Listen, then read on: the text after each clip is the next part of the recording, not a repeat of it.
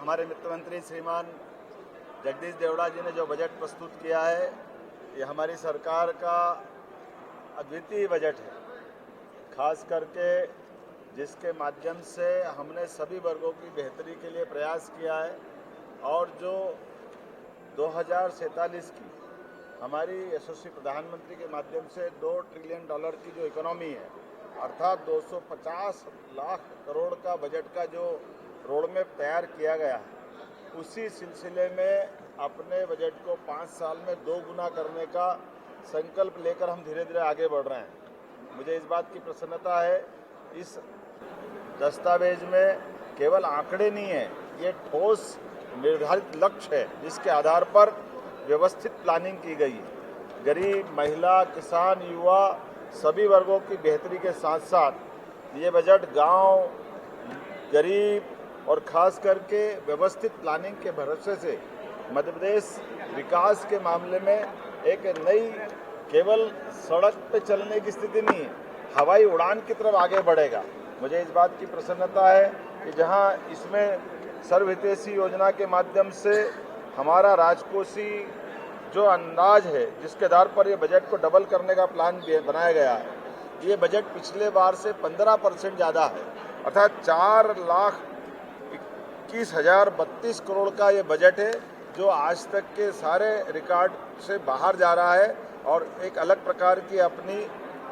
हमारी तरलता की, आर्थिक स्थिति की सुदृढ़ीकरण की बड़ी पहचान बन रहा है। मैं मान के चलता हूँ इस बजट के माध्यम से जो हमारा 2025-26 का बजट है, 2025-26 के बजट में 24-25 के बजट की तुलना में जो राजस्व में जो वृद्धि हुई है वो 7% हुई है और 2025-26 की तुलना में 2024-25 की अनुमान से पूंजीगत व्यय में ये खास बात गौर करने लायक है, इसमें 31% वृद्धि का अनुमान रखा है। हमारी निवेश की 31% का जो कल्पना की है, वाकई ये अद्भुत है। ये मान के चलो कि ये राज्य के आर्थिक दृष्टि से रीढ़ की हड्डी के रूप में काम करेगा। मैं मान के चलता हूँ कि 2025-26 में जो विभिन्न प्रकार के व्यय के बारे में जो प्रावधान किया है, ये 17% अधोसंरचना के लिए, इंफ्रास्ट्रक्चर के लिए हमने 17% की जो इसमें प्रावधान किए हैं, ये पिछली बार के 2024-25 की तुलना में 31% ज़्यादा है। 31% ज़्यादा रखने का मतलब है कि हम सभी प्रकार की व्यवस्थाओं में मूलभूत इंफ्रास्ट्रक्चर पर विशेष ध्यान दे रहे हैं। महिला सशक्तिकरण के लिए भी ये बजट एक बहुत अलग प्रकार का है। ये हमारा खास करके 6 वर्षों में जेंडर बजट का आकार 2 गुना हुआ है, ये उल्लेखनीय है। कृषि और संबद्ध क्षेत्रों में भी हम अपने 2 गुनी छलांग 6 वर्षों में लगाने की तरफ आगे बढ़ रहे हैं। उज्जवल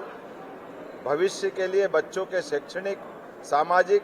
भावनात्मक, शारीरिक विकास सभी प्रकार से, अर्थात बाल बजट को भी 6 वर्षों में 2 गुना करने का इसमें लक्ष्य दिखाया गया है।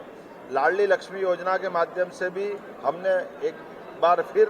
जो अपनी बात कही है कि किसी प्रकार की धनराशि की कमी नहीं आएगी। 18,669 रुपये की राशि का प्रावधान अपने इसमें किया है। लाडली लक्ष्मी योजना, मुख्यमंत्री प्रसूति सेवा योजना, जल जीवन मिशन, जिसमें ड्रिंकिंग वाटर के लिए सब मिलाकर के लगभग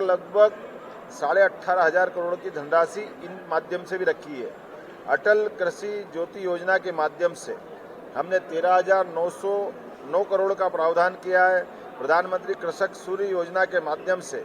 लगभग 447 करोड़ की धनराशि इसमें रखी गई है। मुख्यमंत्री किसान कल्याण योजना के अंतर्गत 5,220 करोड़ की धनराशि, प्रधानमंत्री फसल बीमा योजना के माध्यम से 2,001 करोड़ की राशि, ये खासकर मुख्यमंत्री फसल उपार्जन योजना के माध्यम से 1,000 करोड़ का प्रावधान हमने इसमें किया है। और समर्थन मूल्य पर किसानों की फसल पर बोनस का भुगतान के लिए भी 1,000 करोड़ का प्रावधान हमने रखा है। मुझे इस बात की प्रसन्नता है, कृषक उन्नति योजना के माध्यम से 850 करोड़ का प्रावधान और पहली बार लगभग ये हमारा 200% से ज़्यादा प्रगति करते हुए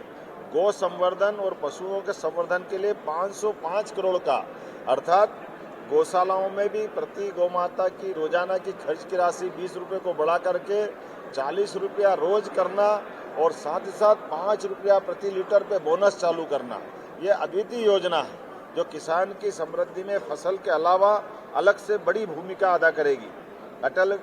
गृह ज्योति योजना के माध्यम से गरीब कल्याण का हमने जो मिशन हाथ में लिया है, इसमें 7,132 करोड़ का प्रावधान हमने किया है और खास करके 5 हार्स पावर के कृषि पंपों, प्रेशर, एक बत्ती कनेक्शन, निःशुल्क बिजली प्रवाह इत्यादि योजनाओं के लिए 5,299 करोड़ की धनराशि का प्रावधान किया है। संबल योजना में 700 करोड़, जन आरोग्य योजना में आयुष्मान के माध्यम से उल्लेखनीय है कि आयुष्मान योजना के कार्ड धारक और उनसे लाभान्वित होने वाले प्रदेश के आंकड़ा अगर उनकी आबादी का लें तो पूरे देश के सभी राज्यों में मध्य प्रदेश इसमें सबसे फर्स्ट है और ऐसे में हमने फिर इसकी राशि बढ़ा करके 1,277 करोड़ रुपए करने का प्रयास किया है। हमारे आदिवासी अंचल के लिए मकान देने के लिए पीएम जनमन योजना के माध्यम से 1,100 करोड़ का प्रावधान भी इसमें किया है। में इंदौर और भोपाल, इंदौर के आसपास इंदौर, उज्जैन, देवास, शाजापुर का मक्सी और धार का पीथमपुर, इस मिला को मिलाकर इंदौर मेट्रोपॉलिटन सिटी, ऐसे ही क्रमशः राजधानी भोपाल को जैसे जीआईएस में इसको सुंदर किया, भविष्य में 25 साल तक हमारे भोपाल का और सौंदर्यीकरण रहे और सभी प्रकार की अधोसंरचनाओं में व्यवस्थात्मक रूप से निर्माण कर सके प्लानिंग के आधार पर। तो भोपाल, रायसेन, नर्मदापुरम, सीहोर, विदिशा इत्यादि स्थानों से मिला करके एक मेट्रोपॉलिटन सिटी की कल्पना की गई और इसके लिए भी धनराशि रखने का प्रावधान हमारी सरकार के द्वारा किया गया। जन कल्याणकारी कामों के अलावा जो हमारी ऐतिहासिक विरासतें हैं, सांस्कृतिक अनुष्ठान का पर्व चल रहा है माननीय प्रधानमंत्री जी के माध्यम से, तो भगवान श्री कृष्ण की श्री कृष्ण पाथेय योजना, जिसके आधार पर भगवान कृष्ण जहाँ शिक्षा ग्रहण करने आए, जाना पाँव में सुदर्शन चक्र उनको परशुराम जी ने दिया था, रुक्मिणी के साथ युद्ध हुआ, धार के पास जनाव पाव पे सुदामा के साथ रात गुजारी नारायणा पे, ऐसे प्रत्येक स्थान के लिए 10 करोड़ की धनराशि हमने रखने का प्रयास किया। मुख्यमंत्री कृषक उन्नति योजना अर्थात प्राकृतिक खेती को बढ़ावा देकर के भी किसानों की बेहतरी के लिए 850 करोड़। डेयरी विकास का मैंने पहले बताया कि दूध उत्पादन में नेशनल डेयरी डेवलपमेंट बोर्ड के माध्यम से हमने एमओयू करते हुए किसानों को दूध पर जैसे फसल पे बोनस दे रहे हैं, ऐसे 5 रुपये लीटर दूध पे बोनस देने के लिए 50 करोड़ का प्रावधान किया है। नर्मदा जी की परिक्रमा, आपकी जानकारी के लिए, पूरे देश में एकमात्र नदी नर्मदा बल्कि विश्व में जिसकी परिक्रमा होती है, तो नर्मदा जी की परिक्रमा सुव्यवस्थित हो सके, यात्रियों को सुविधा मिले, सभी घाट और बाकी सुव्यवस्था चलाई जा सके, तो ऐसे सारे प्रबंधन के लिए हमने उसकी भी धनराशि 25 करोड़ से शुरू की है और इसको आगे बढ़ाते जाएंगे। गीता भवन, हम सब जानते हैं कि पहले अपने अपने शहरों में टाउन हॉल हुआ करते थे, लेकिन टाउन हॉल धीरे धीरे खत्म हो गए, तो चरणबद्ध रूप से गीता भवन बनाने की हमने घोषणा की है। ये गीता भवन के लिए अपने नगर निगम से नगर पालिका क्रमशः शहरी क्षेत्र में लगभग 100 करोड़ की धनराशि का इसमें प्रबंधन किया गया है। गोपालन के लिए जिसके घर में गाय उसको गोपाल, जिसके घर में गाय का कुल वो गोकुल, तो ऐसे गोकुल से वृंदावन गांव की कल्पना की गई है हमारे लिए। ऐसे मुख्यमंत्री वृंदावन गांव योजना के लिए भी 100 करोड़ की धनराशि इसमें रखी गई है। सीएम युवा शक्ति योजना, जैसे मैंने कहा कि युवाओं के लिए हम विशेष प्रयास कर रहे हैं, इसमें 25 करोड़ का अलग से प्रावधान किया। देवी अहिल्या की ये 300वीं जयंती है, ऐसे में देवी अहिल्या के कौशल विकास कार्यक्रमों के लिए भी 25 करोड़ की, न केवल हम सांस्कृतिक कार्यक्रम करेंगे बल्कि ठोस कार्यक्रम करने के लिए 25 करोड़ का प्रावधान किया है। बहनों को, खासकर कामकाजी बहनों को जो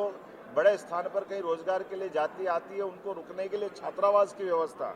तो कामकाजी बहनों के छात्रावास के लिए 100 करोड़ की धनराशि हम देने जा रहे हैं। जैसा हमने पहले भी घोषणा की थी कि हम परिवहन सेवा प्रारंभ करने वाले हैं राज्य के लिए, तो परिवहन सेवा के सुगमता के लिए 80 करोड़ का प्रावधान हमने प्रारंभ किया है। इसी वर्ष हम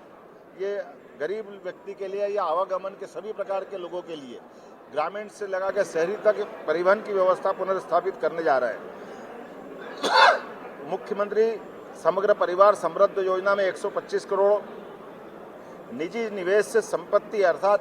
प्राइवेट सेक्टर को भी मिला करके विकास के मामले में साथ जोड़ेंगे तो 100 करोड़ का प्रावधान उसमें भी किया है। पहली बार मजरा टोला सड़क के बारे में कई लोगों की डिमांड आती थी, 100 करोड़ का प्रावधान इसमें भी किया गया। कुल मिलाकर के सभी क्षेत्रों में समान रूप से आगे बढ़ने के लिए सरकार ने पूरा प्लान बनाया है और मुझे इस बात की प्रसन्नता है कि न केवल प्लान बनाया है, जैसे पिछले वर्ष में हमने अपनी सभी योजनाओं को जो पूर्व संचालित योजना है किसी में कटौती नहीं की बल्कि राशि बढ़ाने का प्रयास किया है, उसी प्रकार से इस दिशा में हम लगातार आगे बढ़ रहे हैं। मुझे इस बात की प्रसन्नता है कि अकेले एक वर्ष में हमने अपने गेहूं के उत्पादन पर भी, जहां पिछली बार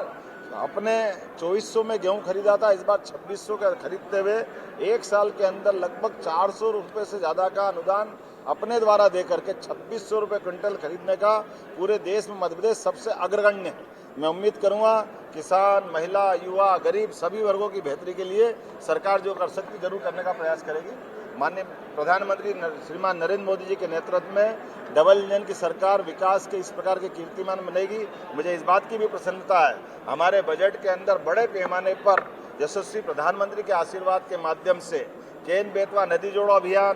पार्वती काली सिंह चंबल नदी जोड़ो अभियान और राज्य के अंदर की नदी कान नदी और हमारी गंभीर नदी को जोड़ने का अभियान, ये बड़े पैमाने पर लगभग 1 लाख करोड़ से ज़्यादा की धनराशि माननीय मोदी जी द्वारा दी गई है। हम इस आधार पर कह सकते हैं कि जो 48 लाख हेक्टेयर का कृषि क्षेत्र का रकबा अभी हमारे पास है, ये सभी योजनाओं के पूरी होते होते 1 लाख करोड़ का हमारा ये कृषि है। 1 लाख करोड़ हेक्टेयर में हम एग्रीकल्चर से सिंचित फसलों की स्थिति में पहुंचेंगे। उम्मीद करूंगा विकास के इस काम में आप सबकी भी मदद मिलेगी, सहयोग मिलेगा। बहुत बहुत धन्यवाद।